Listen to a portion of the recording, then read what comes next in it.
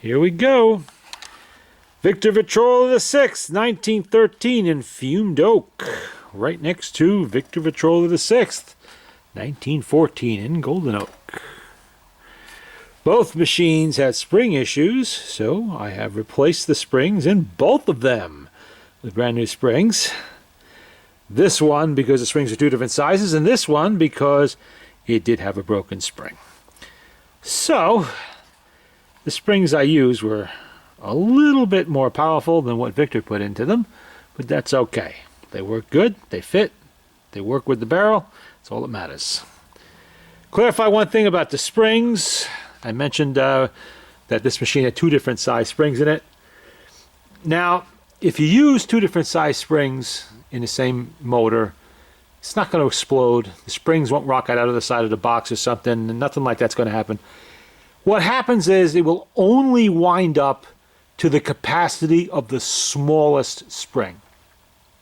So if you have a more powerful spring in the other barrel, it doesn't matter because you're not going to be able to use it in all of its capacity. It's just going to be wound to the capacity of the smaller of the two springs. So you're kind of wasting money doing that, you know, putting a larger spring in there when a smaller one would do if that's what you're going to keep anyway. Should replace them both so they're both the same size, as I've done with both of these machines. And like I said, it won't blow the machine apart if one spring is smaller than the other or bigger than the other or whatever. But it's a waste. It's just a waste. And like if you had a 4-spring machine and you put one smaller spring in there, now all of your springs are only going to crank to the capacity of that smallest spring. So instead of a 4-spring motor, you've basically got a 2-spring motor. So that kind of sucks. I mean, why have a big motor if you can't use it?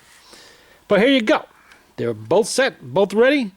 1913, 1914, except for the shade of the shellac. They are, and the stain rather, they are pretty much identical machines. There was really no difference between these 2 years. They both have isolated horns. You know, same cabinets, same hinges. Everything's the same. Exhibition reproducers, 2-spring motors of the old style.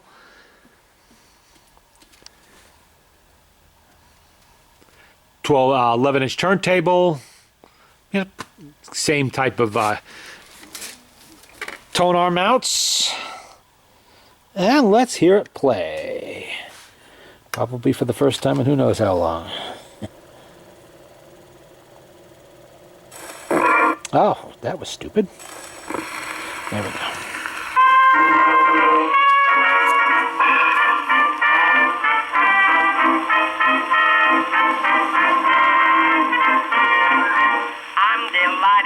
I'm invited down to Caroline. I just got a line from a friend of mine.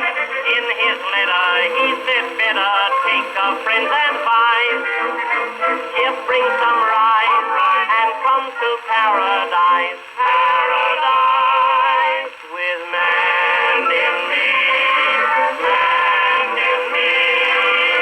Come on and get in line with man in me. Put on your glad rags and smile. Follow us right down the aisle. We're heading for a wedding. Man in me. Man in me. And when the knot is tied, how happy we'll be. Go away. Get yourself a mate. Everything looks great for man in me.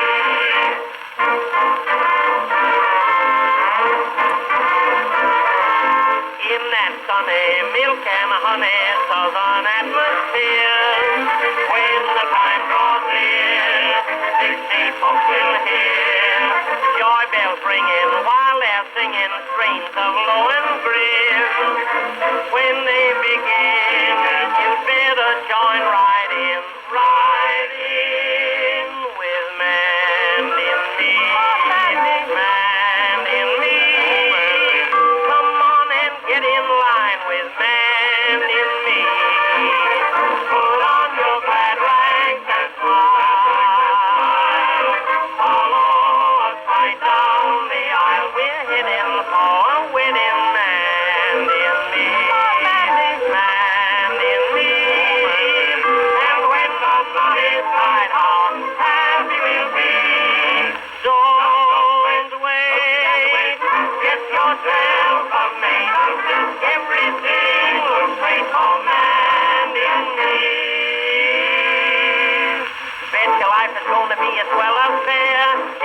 and Dixie promised to be there.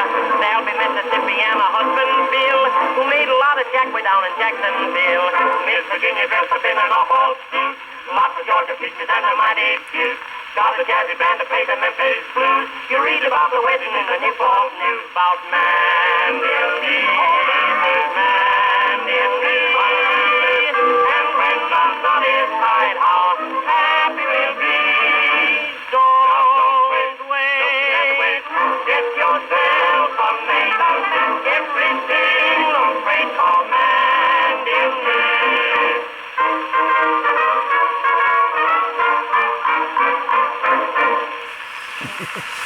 Starting to feel like I'm on a Victor production line here with these things.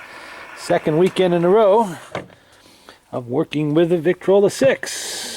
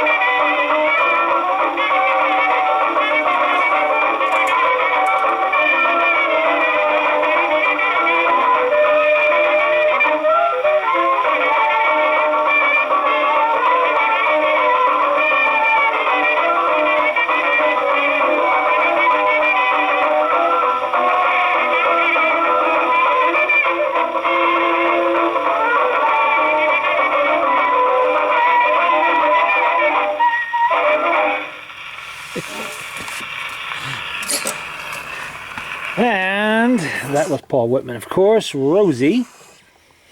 And the other one was Mandy and Me by the American Quartet. Let's see, the record's a little rough, but it plays well. How about I Want My Mammy? Let's try that one. New needle would help. Okay. I better not do any more of these early sixes for a while because I am out of springs. Lucky I had enough for the two of them. Let's see. Honolulu Eyes. I don't know. I don't remember that one. But we'll play it. Paul Whitman's Honolulu Eyes. Did I take the spring out of that? I mean, did I put a needle in that? No, I don't think I did. Okay.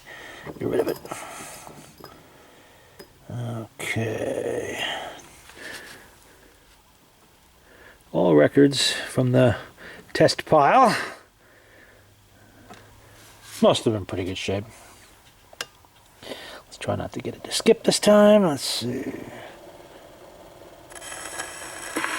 There we go.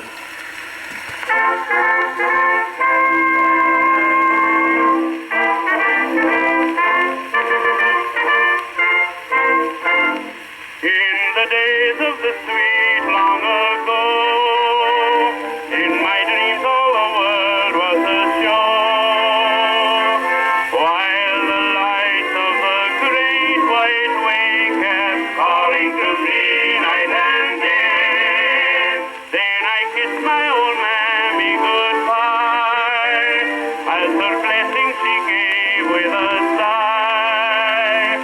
Now that angel above hears me say,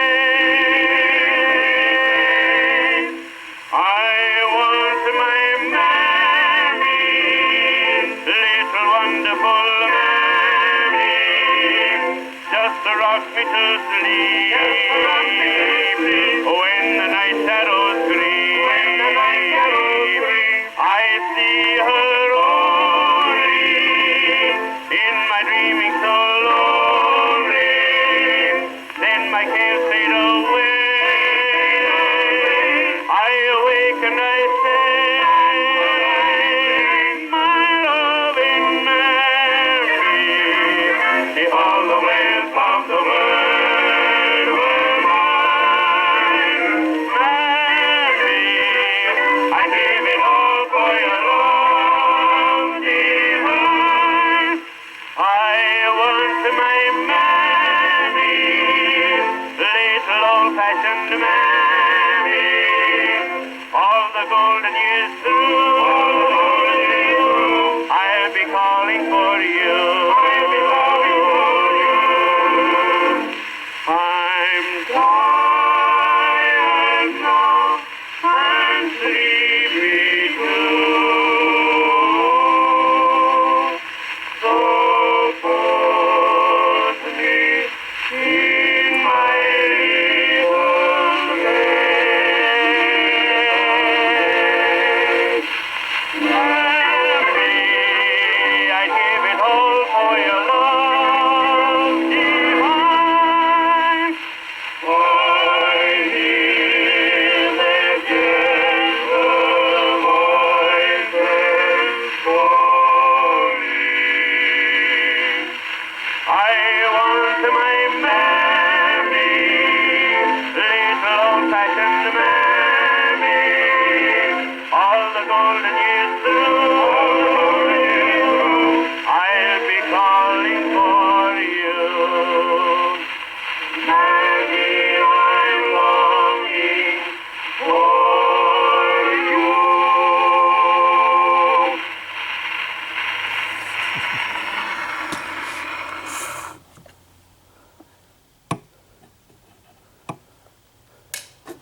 Let's see what Honolulu Eyes is all about.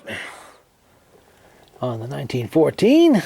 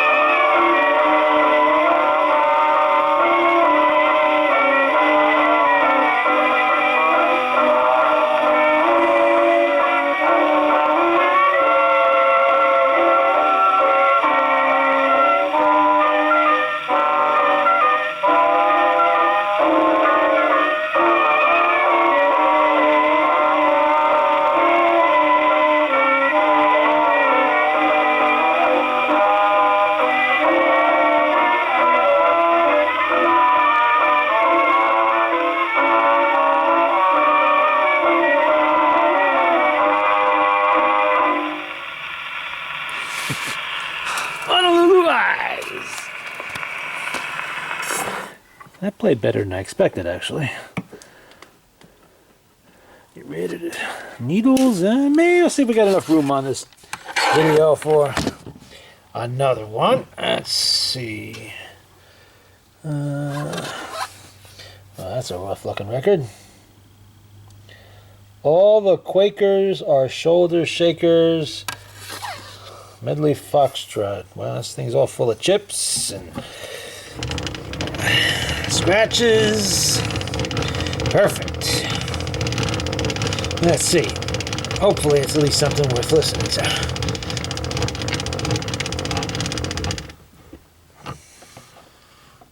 Alright. On the 1913 Victrola the 6th. And looks like we have to stop that because I forgot to put a needle on it again. That's the end of the day. Getting tired. Okay. Alrighty. In there.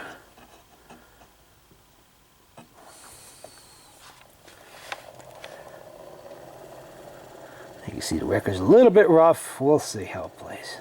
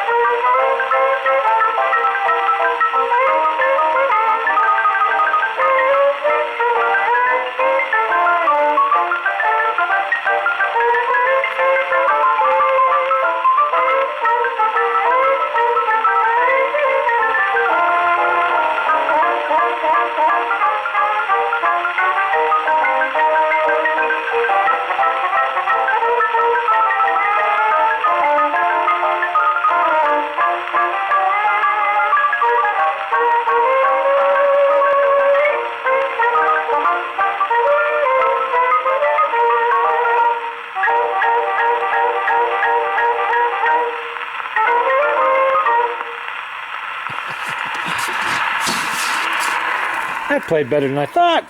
They often do. And you see it's kind of scuffed up and little chips missing out of it, but we played nicely because what matters is what's down inside the grooves, not what's on the surface. So you always got to test them. I've had beautiful records play lousy, and really rough-looking ones like that played very well. So you never really know. But that is the 1913 Back Among the Living. I don't know how long it's been stored away, but it's been here for years, I know that. And the 1914, which I did last week. Now has the green felt on it. So does this one. And motor was in really good shape, except for the broken spring. That's all. I don't know why the spring was broken, what caused it, but everything else in that motor was nice. Nothing else needed attention, except some very light cleaning, except, well, the spring barrels, of course, were dirty. But on the outside, really not much. I did replace the friction leather because it was so dry, it was turning to powder. Hadn't been oiled in a very, very long time. Always oil your friction leathers. That's part of regular maintenance. If you play these machines a lot, it's the kind of thing you do monthly. So, you know, a little drop oil on it goes a long way. Other than that, no surprises. You know, nothing specifically different about this machine. I think now I've had every year of the Victrola the 6th, at least from 1911 all the way up to 24. I'm pretty sure I've had them all. And I still have quite a number of them. I could literally line these things up now and just like put a record on each one, just go down and just play them. Never have to wind for at least 4 or 5 records anyway. But they're good machines. You know, they both were surprisingly well preserved. This one, though, it was kind of surprising on just the general lack of any sign of wear on the motor's gears. That very unusual. You know, you normally see Victor motors holding up pretty well, but to find them with no wear like that, I think I showed that in the previous video, how the teeth are really clean. You don't usually see that, especially on this style of older motor. These motors, this style of motor goes back to the big horn machines of the first 10 years of the Victor company. You know, they changed the motors in 1915. They modernized it. They improved it. They made different. Eventually, you get the hooked springs and all of that stuff. You know, and then they just improved things as time went on. But these older ones, they had a tendency to wear a little bit more on the barrel gear specifically. Usually see it there, but they're not on this one. This one shows a little bit of wear, normal amount, I would say, but not on this one. So I guess someone just bought it and didn't use it much and somehow managed to break a spring. I did find some little things that showed that the motor had definitely been apart. Someone was trying to fix it. The gear on the main spindle shaft there, the brass gear top, was upside down. Not the end of the world, straight cut teeth on that one, so you could run it either way, but it just makes it so much more difficult to get the screw if it's upside down, you know, to tighten it in there. Yeah, either way, it takes up the same amount of space, but that was my clue. Someone had been in there doing something. You know, I guess they just couldn't find a spring maybe, or didn't know how. I don't know. But it did clean most of the outside of the motor. And, you know, they had managed to smash the reproducer too. That's always such a pleasant thing to find.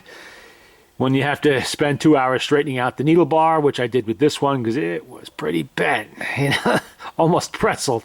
But I got it straightened out and it didn't break. So that's a plus because those are kind of expensive and hard to find. You know, the last time I priced some needle bars on eBay, I think they were like $40 with shipping or something like that. The whole reproducer is about $110, so it's a major cost if something's wrong with it. But everything else is okay. Now, just got to find a place to put it away. Although I'll keep them out and play them quite a bit more. I generally play 40 to 50 records on a machine after I've serviced it, just to see what shakes loose. And because I always have such a big pile of records to test, there's literally 100 records here right now. Most of them of a later era than this machine, but that's okay. They still work. They'll still play. I'll just be listening to the Andrews Sisters and Glenn Miller and so on a 1913 and a 1914 Victrola the 6th. Just to test them. See how good they are if they play at all. And there you go. Twin 6s.